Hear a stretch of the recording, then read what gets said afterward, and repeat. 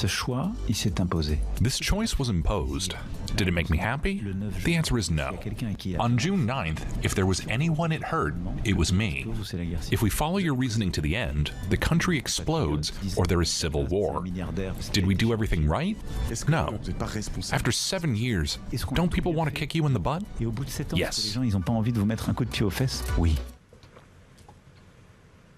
7 long years of Macronism have weakened the country. The budget situation, at a near bankruptcy, as well as the security and migration disorders, are a call for unity. À l'humilité. The National Rally today is the only movement capable of implementing the aspirations clearly expressed by the French people in a reasonable manner. In 3 words, we are ready. En 3 mots, nous sommes prêts. So some strong language there from Emmanuel Macron and Bardella as well. We talked about this in the context of potentially getting the Bardella bounce, as Guy put it. Joining us for more on the latest on France's elections and markets is Bloomberg's Paris bureau chief, Alan Katz. Alan, give us a little bit of a lay of the land there. As we get this very strong commentary from both sides of the spectrum, how is this being perceived, especially in the context of France and potentially this Buy Europe narrative?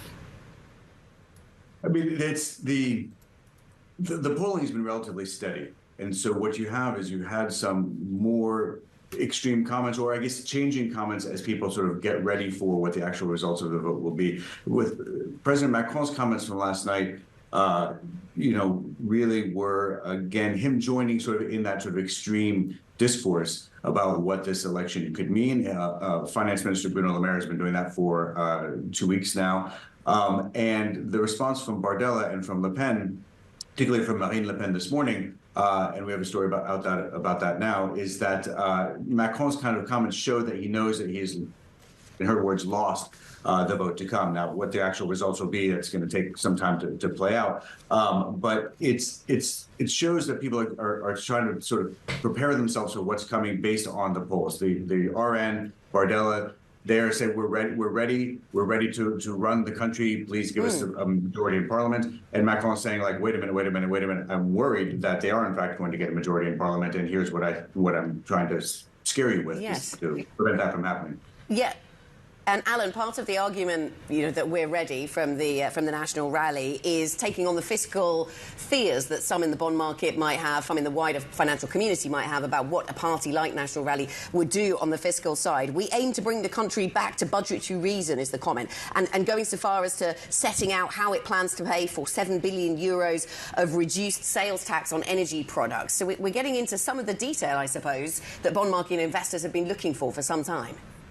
Well, the Bardella bounce that you mentioned has already happened, actually, or at least already started. So the sell-off in French assets was really in the first week after Emmanuel Macron called the snap election. And in fact, stock prices have come back a bit since then in France, and bond yields in France haven't actually risen. The spread between France and Germany widened, that's true, but that's largely because the German bond yield declined, and the French one sort of stayed steady. And in fact, that spread, even though it hit sort of its widest level since 2012 at the end of last week, it actually narrowed a bit yesterday. And you're right, that the RN is really making a big effort to take that sort of fear out of financial markets and to really show that they are going to be fiscally responsible, to sort of show that they're going to be Giorgia Meloni-like in Italy, that they are going to be more reasonable than you might think, at least to sort of the business and the finance community. That's their pitch, and it appears to be having some impact. Alan, during the Brexit votes, nobody in London could quite get their heads around why anybody would vote for Brexit, yet the rest of the country did. And I'm wondering whether Paris what is going on in Paris versus the rest of the country, and whether the financial markets based in Paris have a really good handle on what is happening here. How much of a sort of information disconnect is there between Paris and the rest of the country?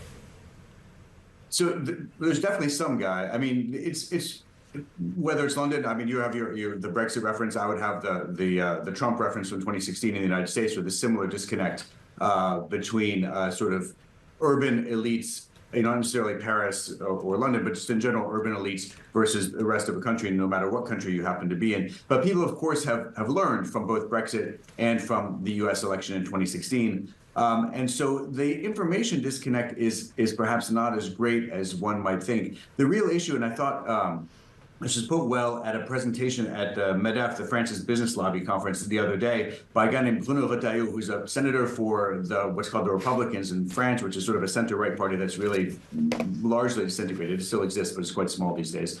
But he made the point that if you have a broad centrist party, which is what Macron created, and the point of democratic governance is to be able to alternate administrations, then if you have that centrist movement in power, the only things that you can vote for are the extremes, whether left or right. And that's in part maybe what's happening in France, that people are interested in a change of administration, a change of government, and their only real choice is, if they don't want Macron and his government, is either the extreme right or the extreme left. And so I think that part might be part of what's playing into this.